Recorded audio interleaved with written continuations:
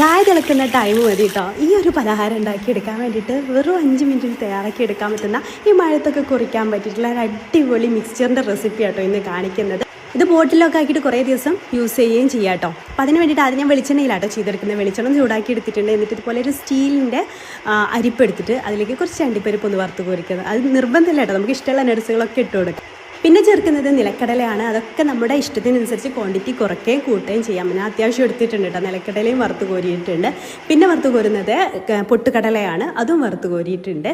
പിന്നെ നമുക്ക് വെളുത്തുള്ളി ഒരു 5-8 അല്ലി വെളുത്തുള്ളി ചതച്ചതാണ് കേട്ടോ, അത് മസ്റ്റായിട്ടും ചേർക്കണേ.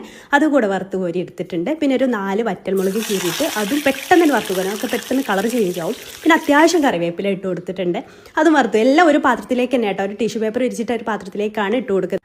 പിന്നെ അവില് ഞാൻ 2 കപ്പ് എടുത്തിട്ടുണ്ട്. ഈ ഒരു ടൈപ്പിലുള്ള അവിലാണ് ഞാൻ എടുത്തിട്ടുള്ളത്. ഏതായാലും കുഴപ്പമൊന്നുമില്ല. അതും വറുത്ത് കോരി ഇതിലേക്ക് ഒഴിച്ച് കൊടുത്തിട്ടുണ്ട്. അപ്പോൾ എണ്ണയൊക്കെ ഒന്ന് ഏകദേശം ഒന്ന് അതിലേക്ക് പിടിച്ചതിന് ശേഷം ടിഷ്യൂ പേപ്പർ മാറ്റിയിട്ടുണ്ട് കേട്ടോ.